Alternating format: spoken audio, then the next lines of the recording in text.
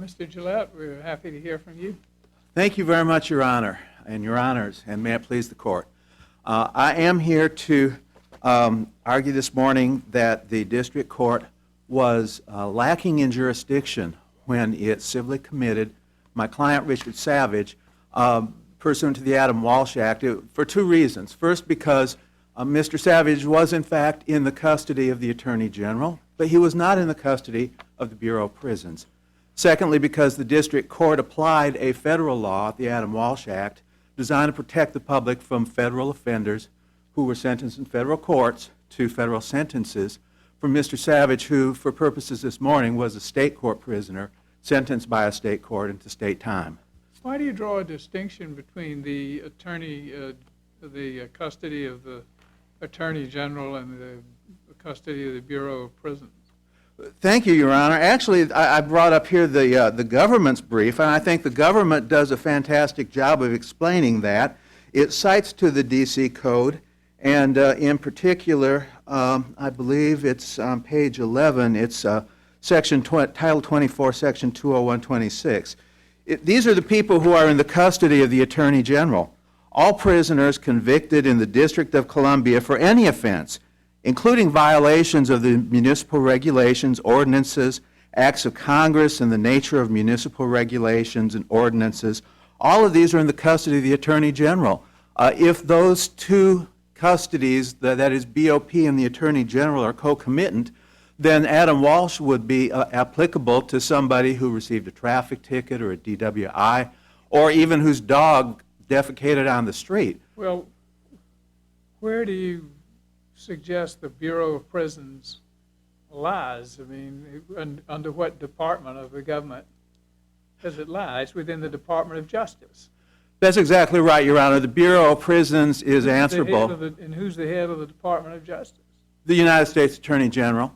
And, Your Honor, he's also the head of the United States Marshal Services, which has custodial authority, the FBI, which has custodial authority, a number of other agencies. And in fact, Congress knows the difference, because if you look to the jurisdictional prongs of 4248, it specifically mentions the custody of the Bureau of Prisons, and then it mentions the custody of the Attorney General for purposes of 4241. Congress knew there was a distinction between the custody of the Attorney General and the custody of the Bureau of Prisons, and it chose to mention the custody of the Bureau of Prisons. And I believe you can go to the judgment of commitment form. Again, the government makes it very clear in its brief that my client, in his judgment of commitment, was committed to the custody of the Attorney General. Now, I do quite a bit of federal court work, and when one of my defendants is sentenced in federal court for a federal crime, he's committed by the terms of the form to the custody of the Bureau of Prisons. Now, when the D.C. Code provides that offenders be committed to the custody of the Attorney General, they're not committing someone to the custody of the FBI. They're not committing someone to the custody of the Environmental and Lands Division or the Antitrust Division. What would an offender be committed to the custody of the Attorney General if that didn't mean the BOP? I mean, we're not committing them to the Antitrust Division. It's the Bureau of Prisons that has the capacity to incarcerate. Your Honor, you're right, and of course, I'm assuming, but may go back and reiterate if you like, the issue here is not physical custody, it's legal custody, as this court has defined that in Joshua. That's the ultimate legal authority over the imprisonment of the defendant. Well, determination of release date is an ultimate exercise of authority, is it not? And doesn't the Bureau of Prisons determine the release date of a D.C. felon? We believe that's a ministerial. I'm sorry, Your Honor. What's ministerial about that? It can make a huge difference. It's applying the rules that Congress put forth and that also were put forth by, in this case, for D.C. prisoners, the the Parole Commission. These are different rules. The Bureau of Prisons distinguishes in many of its legal writings between the different kinds of prisoners who are there: federal prisoners, D.C. prisoners, Uniform Code of Military Justice prisoners, contract prisoners from state. Case law. Contract prisoners, they don't determine the release date. And I guess Yeah. I have to say I'm drawing on my experience from Virginia. And the contract prisoners, the institution submitting them, the state submitting them, determines the release date. And that's the that's the entity that has control over the prisoner. And it seems to me that if you have the Bureau of Prisons determining the release date, that's the strong argument for legal custody. Your Honor, the Bureau of Prisons can't use the same rules. They don't make up the rules. They have to take the rules that are given. The fact that it chooses to assume the authority to be the calculator or the bean counter, as it were, no more gives it the custody over those people than it would give anyone else the authority.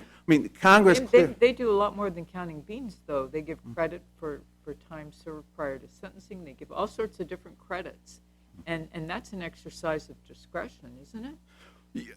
Your Honor, they do that for all of the prisoners that are in there. If they're given authority to give or good time credits, I think that's what you're talking about. Even state prisoners, they get to decide, according to the state law, what good time credits might apply to contract prisoners, to military prisoners, D.C. prisoners, federal prisoners. Right, but I'm talking about any determination that they make with regard to the release date.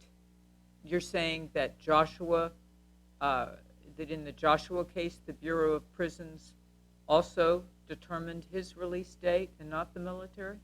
Your Honor, I do not know how that release date was determined, but I do know that the Bureau of Prisons has a manual that it says it uses, and it's not rules of its own making. It's simply exercising, as Your Honor said, the discretion given to it to say, yes, the prisoner met this rule for good time. No, the prisoner didn't make that rule for good time. Yes, we're exercising discretion to take good time away from us. I think what's most important is that looking at the law and the statute in Title 18 that says that federal prisoners are committed to the Bureau of Prisons, and the D.C. Code, which says something very different. Just on the face of the law. There are decisions going back some time from the D.C. Circuit that take the predecessor of the statute that you started with and say that that is not simply physical custody in the hands of the Attorney General, it's legal custody. And we can see that. Absolutely, it's legal custody. But the Attorney General is not the Bureau of Prisons. The laws are very clear that they're different entities. That takes us back to Judge Wilkinson's earlier question. How can you differentiate between legal custody on behalf of the Attorney General and his supervised inclusive agency, the Bureau of Prisons? The Attorney General can choose to designate Mr. Savage to other entities. There's a contract prison in Winton, North Carolina, the Rivers Correctional Institution. They have 700 D.C. felons. And to the best of my knowledge, if we're talking about physical custody of the Bureau of Prisons, they're not in the physical custody. We're talking about legal custody. That's the determining factor under Joshua, among other cases. And I think your own example shows that the Attorney General had to have legal custody in order to make a disposition among the various institutions. But that would be true for any inmate. Absolutely, Your Honor. The Attorney General has legal custody over municipal regulation violators. The Attorney General has custody over everyone who's convicted of anything in the D.C. court. That's not the same as the Bureau of Prisons. The Attorney General could choose to send a misdemeanant to the Bureau of Prisons. We would maintain that does not mean that Adam Walsh Act is applicable to a misdemeanant who happens to be serving some time in a Bureau of Prisons, though the Attorney General could in fact do that. And that, I think, goes to the heart of Comstock. Comstock said Adam Walsh is a federal law. It's intended to apply to federal prisoners who, because of the extreme length of their imprisonment or the distance from which they're taken out of their home states have severed the connections, and when we cut them loose, if they are dangerous individuals, there's no state willing to take them back. Well, how is there any, now that Lorton has been eliminated with the Revitalization Act, how is there any DC facility for maintaining legal custody? I mean, no felons who are sentenced in the DC courts now have any place to go. Other than the Bureau of Prisons. Bureau of Exactly, Prisons, Your Honor, right. exactly. So how- And as Doesn't that factor in our analysis? It's not a situation, like in Joshua, where you clearly have two entities that could have controlled the disposition. Here, unless you're a misdemeanor or a felon awaiting trial, you don't go to the DC jail, and Lorton doesn't exist anymore. You're right, Your Honor, but it's not where you serve your time, it's where you go afterwards, and the DC is a state system for these purposes, according to 4247A. And so the District of Columbia takes them back. The District of Columbia has, in my brief and in the record, there's a very detailed With plan. due respect, what does that have to, what relevance does that have to the legal custody at the time he's in the federal penitentiary? I mean, Your Honor, I was answering Judge Keenan's point, but you're right. The legal custody, as I have been saying, is in the United States Attorney General. It's not in the Bureau of Prisons. It is a state court custody. It's not a federal custody. In 4247A says that that this custody is or that DC is treated as a state for these purposes. So when they have finished their term of imprisonment, they go back to the District of Columbia, who, in the case of my client, will supervise them on post-release supervision, may, in fact, as Congress has chosen to have a set of civil commitment statutes in Title 18, Congress has also chosen to enact a series of civil commitment statutes in the D.C. Code. But isn't it a dangerous road when you get, if we try to sort of split off the Bureau of Prisons from the Attorney General and say that these are two different entities when one is clearly a part of the Department of Justice, one is clearly under the supervision of the Attorney General, the Bureau of Prisons is clearly the logical entity to which the custody of the Attorney General refers, and certainly the Attorney General has plenary authority, would have authority to assign someone to the Bureau of Prisons depending on the judgment order. But I just don't understand. That seems to me a trying to split off subordinate components under a statute which says this goes to the custody of the Attorney General. That would seem to me to include the subordinate agencies within the Attorney General's discretion. If you had a statute saying this is committed to the discretion of the President, that would mean all of the subordinate officers within the executive branch. And to try to say, no, that's different, it's almost like saying that certain entities aren't, you're completely disrupting the chain of command within and the whole organizational system upon which the federal government depends and on which the exercise of authority depends.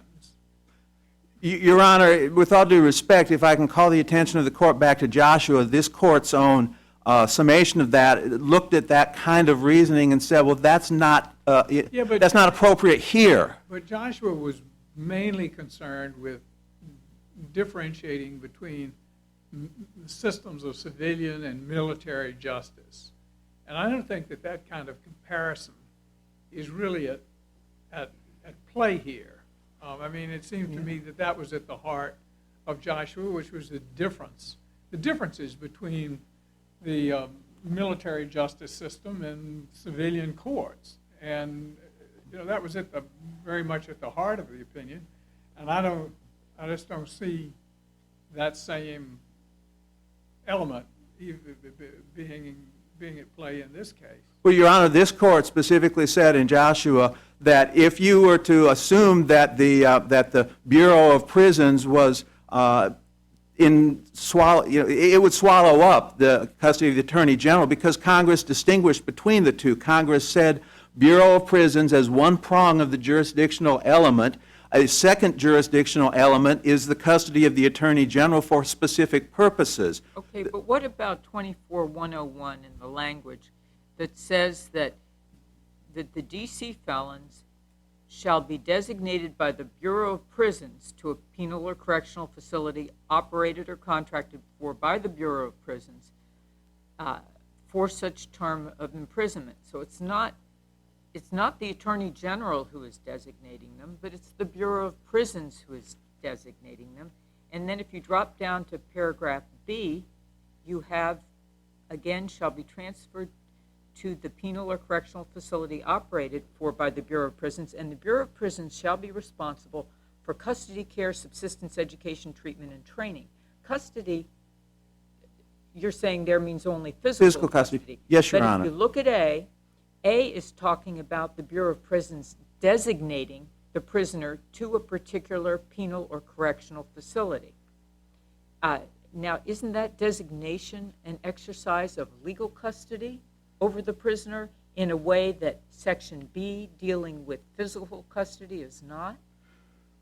Your Honor, that is the nature of physical custody, is all of these different things that are articulated there. Now, that particular law is applicable as of December 31st, 2001, and it was for the purpose of taking physical custody of people who were in Lorton when Lorton closed down and moving them. The Bureau of Prisons made that decision under the statute, not the Attorney General. Well, the Bureau of Prisons decides where to send people. I mean, my client could have been sent to Timbuktu by the Bureau of Prisons, but we maintain. But what I'm saying is the initial transfer was not to the Attorney General under that statute, was it?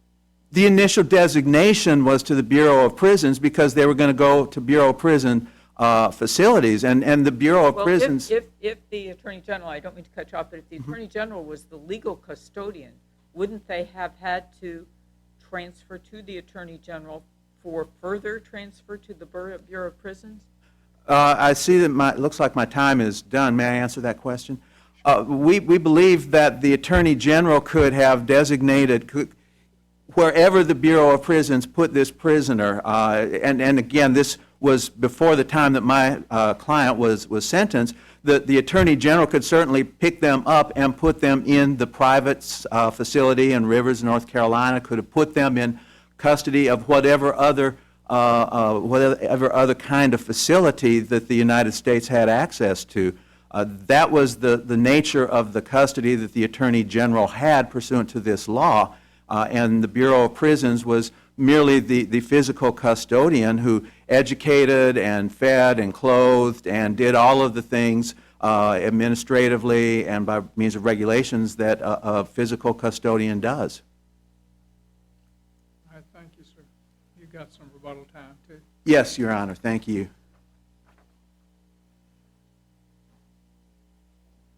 Mr. Brandenburg? Morning. May it please the Court, my name is Michael Breedenberg, and I represent the government in this case. The issue here is whether the district court was correct in finding that the appellant was, in fact, in the custody of the Bureau of Prisons at the time of his certification pursuant to 4248. What we know here is that the appellant was certified as a sexually dangerous person pursuant to 4248 while he was serving a D.C. sentence in a federal facility at the Federal Correctional Institution in Butner, North Carolina. He was also certified because the director of the Bureau of Prisons determined that he was in the custody of the BOP and that he was a sexually dangerous person.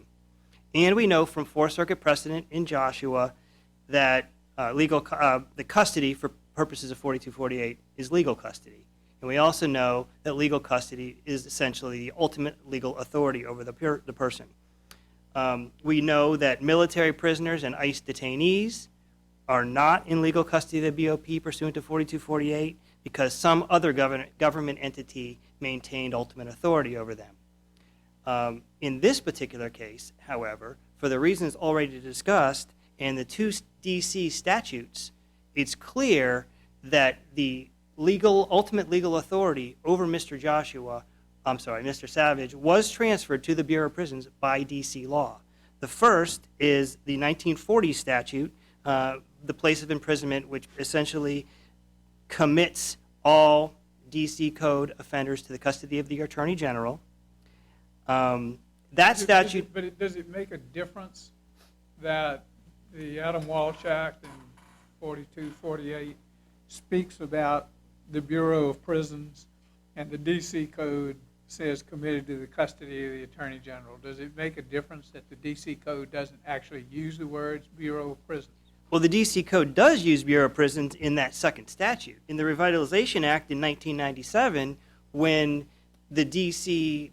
Department of Corrections essentially closed, it does transfer all legal authority to the Bureau of Prisons, as was already discussed. The Bureau of Prisons shall be responsible for custody, care, subsistence, education, treatment, and training of all D.C. Code felony offenders. So when you read the two statutes together, the 1940 statute and the 1997 Revitalization Act, it's clear that the custody of the Attorney General is, in fact, the custody of the Bureau of Prisons. More support for that is counsel's reference to individuals in D.C. who may be housed at a non-Bureau of Prisons facility. Winton, North Carolina, for example, it's a private facility. The Bureau of Prisons is still ultimately legally responsible for that individual. The Bureau of Prisons is responsible for computing the sentence of that individual and ultimately determining whether a person outside of a Bureau of Prisons facility is going to be released. So that individual is also in the custody of the Bureau of Prisons because BOP maintains ultimate legal authority over them. Judge Wilkinson mentioned that the logical entity of assuming the responsibility of the Attorney General is the Bureau of Prisons. Well, it's also the legal entity for the reasons that we discussed. The Bureau of Prisons has been delegated by the Attorney General to handle all prison-related issues and, in regulation, all issues related to the mental health statutes. Importantly, also, the Revitalization Act explicitly says that all D.C. Code felony offenders shall be subject to any law or regulation applicable to U.S. Code offenders. That includes Section 4248, the Adam Walsh Act. The United States Code at 18 U.S.C. 4247J specifically excludes certain provisions of the mental health statutes from applicability to D.C. Code offenders. And those are only the criminal-related provisions from 4241 through 4244. The civil commitment provisions, 4245, 46, and 48, are specifically left out, which makes it clear congressional intent that the 4248 applies to D.C. Code offenders.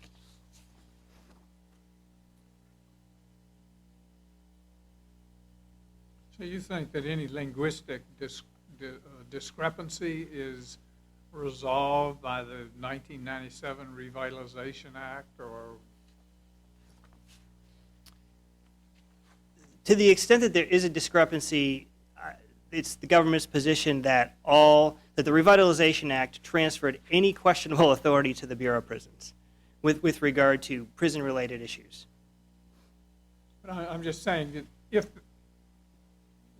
let's assume arguendo that there's some operable difference between the Attorney General and Bureau of Prisons. I'm not convinced that there is. You say that's resolved by the passage of the Revitalization Act. For the purposes of D.C. Code felony offenders, yes. And it's that phrase that the Revitalization Act actually used the language in the custody of the Bureau of Prisons, Correct. and that conveyed legal custody, It did. not just physical custody. Now, you have, Judge Agee mentioned earlier that the D.C. Circuit in the Frazier case interpreted the word custody to mean both physical and legal custody. And what logical reason is there to split the concepts of physical custody and legal custody up? When a statute uses the word custody, isn't the use of the word custody meant to embrace both physical and legal custody, and unless there's some indication that they meant to differentiate between the two? There could be situations where that distinction is necessary. Like, for example? Habeas petitions, for example. In order for an individual to file a habeas petition, they must be in the physical custody of the government. But essentially. in this situation where we're talking about DC Code offenders, would there be any reason to differentiate between physical and legal custody in this context, where we are talking about offenders being committed to the custody of the Bureau of Prisons or Attorney General? Is there any reason why Congress would wanted to have bifurcated the concept of custody and indicated that legal custody or physical custody was in the Bureau of Prisons, legal custody was in the Attorney General? That strikes me as a recipe for confusion, to read these statutes as bifurcating the legal custody and physical custody, and it would kind of create a mess within the Department of Justice if we were to say, well, one entity of the Department of Justice has physical custody and one entity has legal custody.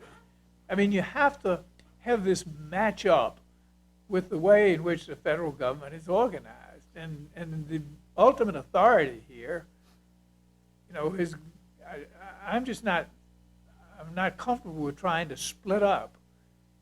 There are too many splits in this case. We're trying to split the Department of Justice, the Attorney General, the Bureau of Prisons. We're trying to split legal custody and physical custody, and we're going to end up with a mess with all these splits. I mean, it's just, everything's going to get wrapped around the axle if we split legal and physical custody and we split the Bureau of Prisons and the Attorney General. It's going to be a hash. I mean, that's where we're going. Right, and I agree with you, Your Honor, and that was actually the government's position as well in the Joshua case, and there was essentially a split in that case between physical and legal. But in this particular case, the physical and legal are clearly the same. Keenan mentioned that that's a different sort of situation where you really did have two dramatically different systems. The Uniform Code of Military Justice and a whole different set of rules for military justice and here and civilian justices. I mean, they were as different as night and day. So as Judge Keenan pointed out, you have two entities there. Mm-hmm. But you don't have that night and day difference here, it seems to me. That's right, and I agree. I agree that the issue here is clean. There's two D.C. statutes that apply. It's clean unless we mess it up. How do you respond to Mr. Gillette's point about the calculation of the release date not being significant? It is significant, and the evidence that suggests that the Bureau of Prisons is responsible is the fact that they created a sentence computation manual after the D.C. Revitalization Act. They had to do that because they were ultimately responsible for calculating D.C. code offenses. Prior to that, they weren't. D.C. was. The District of Columbia Department of Corrections did it. And even if the Bureau of Prisons had the body of the person in that circumstance, D.C. was ultimately legally responsible. Once the Revitalization Act came into play, the Bureau of Prisons became ultimately legally responsible, created the sentence computation manual that was consistent with the variety of D.C. laws that were in place and that were passed over a period of years. So it certainly supports the government's position that BOP maintains ultimate legal responsibility. That would be, you would say that's a factual an item of factual significance that proves the legal custody of the Correct. Attorney General. It certainly supports it, yes. The Frazier case is still good law. I believe so, Your Honor. That equates them and says, this Attorney General's custody of DC offenders means physical and legal. That's right. Do you have anything else you want to say? I don't, Your Honor. If there's no more questions, Hold on a minute, all right, we're fine. thank you. Mr. Gillette, let's hear from you, sir. Thank you, Your Honor. You agreed with everything that was said in the past 20 minutes. Well, Your Honor, that wouldn't be the question. It's what Your Honors think is the case. I believe that the strongest argument I have to say to you is that Congress has carefully chosen its words. Congress has chosen to distinguish in 4248 between custody of Bureau of Prisons and custody of the Attorney General. Congress has chosen to put the relevant statutes related to D.C. code offenders in a separate body, a separate code, than it has those related to federal defendants, and including 4248. I do have here the statute. How do you deal with the Revitalization Act? Thank you, Your Honor. I have that in front of me, and I'd like to read it to you, the relevant section here. Felons sentenced pursuant to the truth in sentencing felons sentenced pursuant to the D.C. Code. I believe that's what the government intends here. Notwithstanding any other provision of law, and not later than December 31st, 2001, the Lorton Correctional Complex shall be closed, and the felony population sentenced pursuant to the District of Columbia Code residing at Lorton Correctional Complex shall be transferred to a penal or correctional facility operated or contracted for by the Bureau of Prisons. Such persons shall be subject to any law or regulation applicable to persons committed for the violation of the laws of the United States consistent with the sentence imposed, and the Bureau of Prisons shall be responsible for custody, care, subsistence, education, treatment, training, or such persons. This doesn't say designated. This doesn't say put in legal custody. This has transferred, just a transfer. It does use the word custody, and as we have said, we believe that's consistent with... Particularly once you've read that last sentence of that subsection B, I mean, what's left? The Bureau of Prisons / Attorney General doesn't have the complete custody, physical and legal. Tell me what carve-out is left. Legal custody is left. These are the physical things that every secure facility needs. I mean, a physical custodian of jailer needs to be able to figure out the food, the clothing, the education, the rules that will put somebody back in the special housing unit. I'm sorry. No, I'm sorry, I was going to say, what legal custody, if to use that term as a bifurcation, what segment of that is left for any other entity besides the Attorney General? The Attorney General can pull my client out of the Bureau of Prisons at any moment and put him someplace else. I know, but that seems to prove the case for the government, though. I'm asking you, after you read subsection B, the last sentence, what aspect of legal custody is there in any entity besides the Attorney General? I see my time's up. May I answer, Your Honor? The United States Parole Commission can issue rulings about paroling the individual. That would be true for all federal inmates. That's exactly the point, Your Honor. As with all federal inmates, there are elements of legal custody that are not in control of the Bureau of Prisons. And as the Frazier case, as was mentioned earlier, has been legal custody of the Attorney General has been applied to state court inmates who are committed for special purposes to the Bureau of Prisons. Custody of the Attorney General by this court have been applied to people who are in the Bureau of Prisons under habeas corpus ad prosequendum. The legal custody of the Attorney General has been applied to individuals in a variety of cases which clearly are not applicable under the Adam Walsh Act. Barbara, did you have a question? No. We thank you, sir, and I see you're court appointed, and I want to say how much I respect the thorough nature of your preparation and the vigor with which you pressed your argument. We really appreciate it. Thank you very much, Your Honors.